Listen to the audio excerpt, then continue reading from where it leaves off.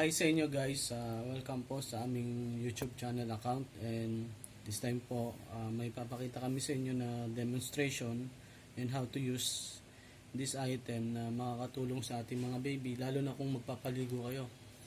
So bago ang lahat, kung bago kayo sa channel namin, don't forget to subscribe para support nyo na rin po sa channel namin, and malay nyo makatulong kami sa mga pinifeature namin content na makakatulong sa araw-araw nating buhay, na tips para lalo na sa mga anak natin and sa family natin.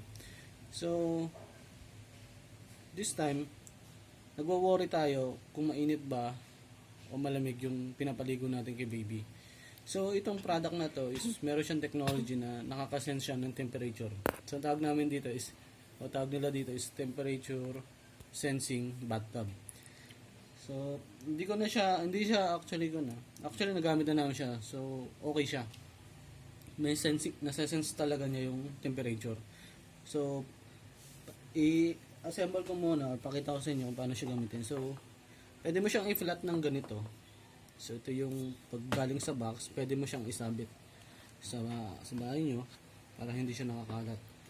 So, pwede siyang dalhin, lagay sa kotse, kung mag-travel kayo or uwi ng probinsya, pwedeng gamitin. So una natin gagawin guys, hahatakin natin siya sa plastic. May rubber yung pinaka tab niya. So una, ganyan yung pinaka paa niya. Then sunod, i-push lang natin itong nasa ilalim kasi rubber naman siya. Then itong nasa gitna is plastic. Yan. So may level siya kung paano nyo papaliguan yung baby. So siyempre mas maganda, mas malalim to kasi para mas matibay. So ito yung rubber nya, ito yung plastic. So kung pwede kayo maglagay ng sabon dito or yung mga baby oil, wash, shampoo, pwede. So ito yung sensor natin. So paano natin malalaman kung mainit o malamig yung tubig? So try natin yung mainit, yung hot water. So pag naglagay kayo ng mainit na tubig, kung hindi siya maligamgam, ganyan na magiging effect niyan.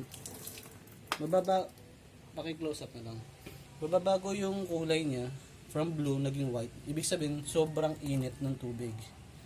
So para maging balance yan, syempre yung tendency niyan, lalagyan natin siya ng maligamgam na tubig or naka-ready na yung maligamgam na tubig nyo, o para hindi na umantong sa ganyan. So pag nilagyan mo siya ng maligamgam na tubig, so ibig sabihin nasa-sense niya na nagiging okay na yung level o yung temperature niya. So nakikita nyo unti-unting bumabalik sa blue from white, naging blue. Ibig sabihin kung ang level ng tubig nyo is marami, tapos naka-level siyang ganyan hanggang dito, nalalaman niya na pwede na siyang gamitin kay baby. So mapapansin nyo dito, maligamgam na siya compare kanina na sobrang init, na parang talagang nagpakulukan ng malamig na tubig, na mainit na tubig. So syempre babalansehin mo ngayon. Kung sobrang init yon, lalagyan mo siya ng cold water o yung na para magbalanse. So yan, pwede na siyang gamitin para kay baby. So ang pagbabalik naman yan,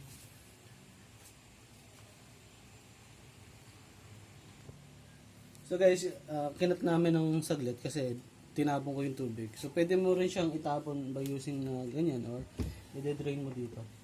Ayan. May daan na siya.